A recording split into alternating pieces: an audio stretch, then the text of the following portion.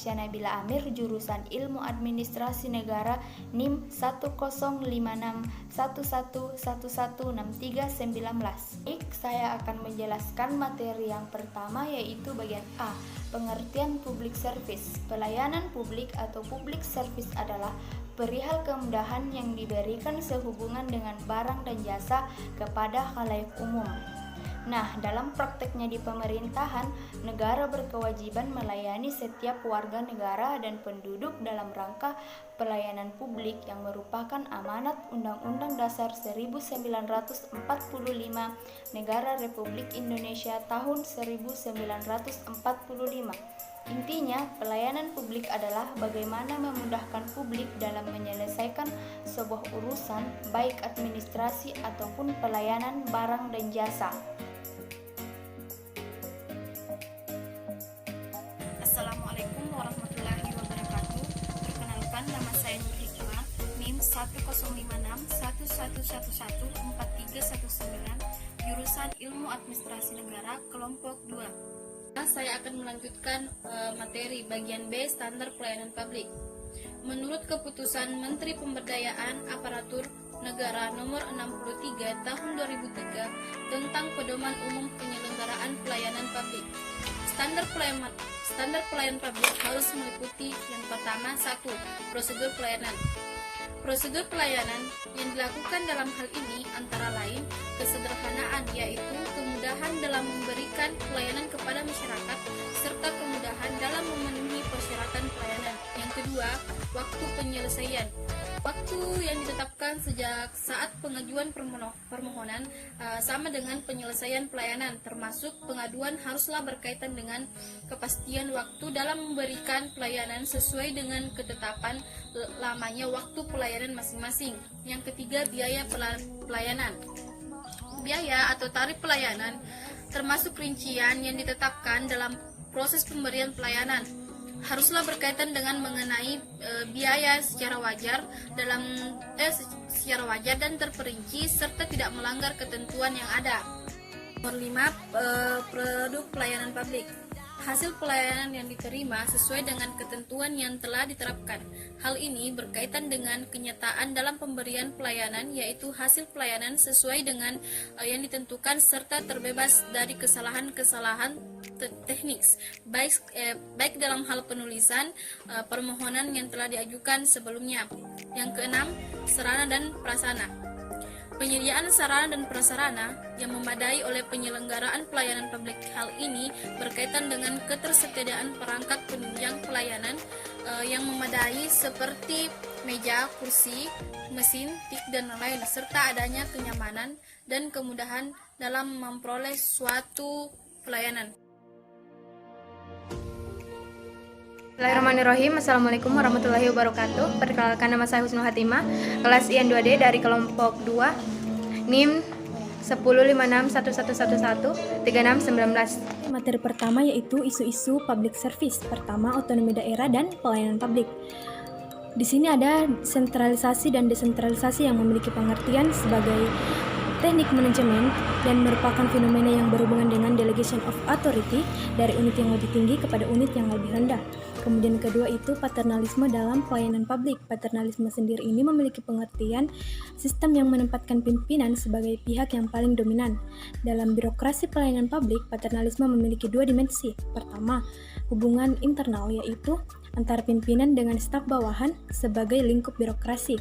Kemudian kedua, hubungan eksternal, yaitu hubungan paternalisme antara aparat birokrasi sebagai pimpinan dan masyarakat pengguna jasa sebagai bawahannya.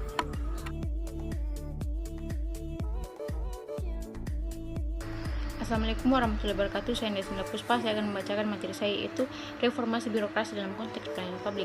Pada dasarnya ditunjukkan pada perbaikan atau peningkatan kualitas pelayanan publik.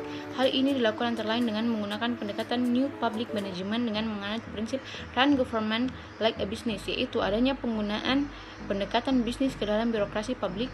Pendekatan ini memfokuskan pada adanya penerapan dan penggunaan teknologi mekanisme pasar dalam penyelenggaraan pelayanan publik, terutama pada pembentukan hubungan antara birokrasi penyedia pelayanan dengan customer-nya sebagai suatu bentuk transaksi pelayanan, sebagaimana halnya yang banyak dilakukan dalam pasar barang dan jasa. Dalam hubungan ini, birokrasi berperan dalam melakukan pengendalian atau steering dalam pembuatan berbagai kebijakan publik dengan melibatkan partisipasi masyarakat dan mekanisme pasar. Birokrasi diperkenalkan dan didorong untuk melakukan kompetisi kinerja pemberian pelayanan baik antara instansi pemerintah maupun dengan sektor swasta melalui adanya stimulan pemberian insentif, bonus, dan punishment tertentu. Semuanya itu diupayakan penerapannya dengan memperhatikan persepsi masyarakat terhadap kualitas pelayanan publik yang secara sederhana pada dasarnya berkaitan dengan pelayanan memenuhi apa yang dibutuhkan oleh masyarakat. Dalam kaitannya dengan pelayanan yang dilakukan oleh instansi pemerintah, maka kebutuhan masyarakat umumnya terkait dengan kecepatan, kemudahan, keramahan, ketepatan, dan biaya yang murah. Baik, saya akan melanjutkan materi. Yang pertama, perlakuan yang baik dari petugas pelayanan. Masyarakat umumnya mengharapkan perlakuan yang ramah, tepat, disiplin, dan penuh perhatian. Perlakuan yang demikian akan membuat masyarakat merasa sangat dihargai, dan sebaliknya mereka pun akan menghargai petugas maupun instansi pelayanan. 2. Bertanggung jawab atas kesalahan. Masyarakat umumnya juga mengharapkan unit pelayanan yang bertanggung jawab terhadap kesalahan-kesalahan yang telah diperbuatnya. 3. Belajar dari kesalahan. Masyarakat juga mengharapkan bahwa setiap instansi pemerintah harus belajar dari kesalahan yang telah mereka lakukan pada masa lalu, sehingga kesalahan serupa tidak terjadi lagi pada masyarakat yang lain. 4. Menyediakan informasi yang bermanfaat. Masyarakat juga selalu mengharapkan unit pelayanan menyediakan informasi-informasi yang terkait dengan pelayanan secara lengkap, mudah dimengerti dan diakses, sehingga mudah bagi masyarakat untuk memperoleh pelayanan yang ingin diperolehnya. 5. Memperlakukan masyarakat yang mengajukan pelayanan secara adil. Masyarakat juga selalu mengharapkan perlakuan adil dalam memperoleh pelayanan, tidak dibeda-bedakan karena status sosial seseorang atau kekerabatan seseorang dengan petugas pelayanan. Dalam hal ini, pelayanan menetapkan biaya tertentu, maka keadilan dilakukan secara proporsional. Baiklah, saya akan melanjutkan pemaparan materi dari rekan saya. Poin selanjutnya yaitu pelayanan tidak memfokuskan kepada apa kebutuhan masyarakat. Unit pelayanan tidak memperhatikan apa yang dibutuhkan oleh masyarakat, dan seringkali mereka mengabaikan hal-hal kecil yang seharusnya menjadi perhatian, misalnya keramahan, ketelitian, ketetapan bertugas, sarana pelayanan yang memadai, informasi yang secara lengkap diberikan bila mana masyarakat memerlukannya, atau sarana yang diperlukan bagi mereka penyandang cacat. Pelayanan yang berfokus kepada masyarakat yang memerlukan budaya yang harus berkembang di unit-unit pelayanan. Selanjutnya, tidak diberikan kewenangan pada petugas ujung tombak.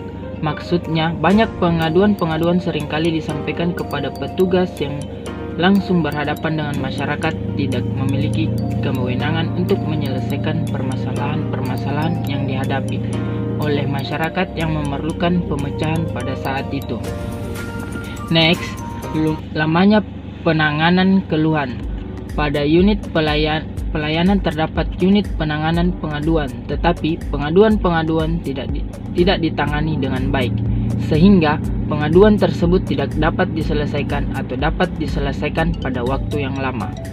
Dan yang terakhir yaitu perilaku bertahan. Itulah yang sempat saya paparkan, lebih dan kurangnya mohon dimaafkan. Saya Muhammad Al-Faidin dari kelas IAN 2D. Memperhatikan dan mempelajari berbagai kelemahan utama pelayanan publik pada umumnya berkaitan dengan lemahnya komunikasi. Lemahnya komunikasi menjadi unsur penting dalam manajemen pelayanan.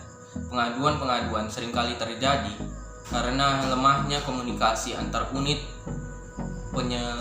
pelayanan dengan masyarakat yang dilayani, atau komunikasi internal yang mengakibatkan terhambatnya proses pelayanan kepada masyarakat.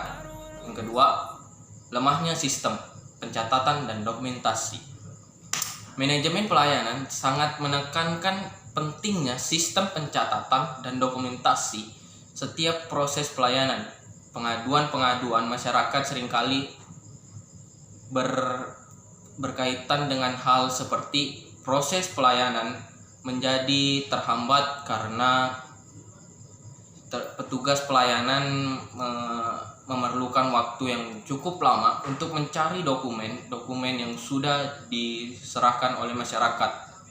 Tidak terdapat catatan yang dapat digunakan untuk melakukan penelusuran dokumen atau bahan dokumen yang hilang. Sekian saja dari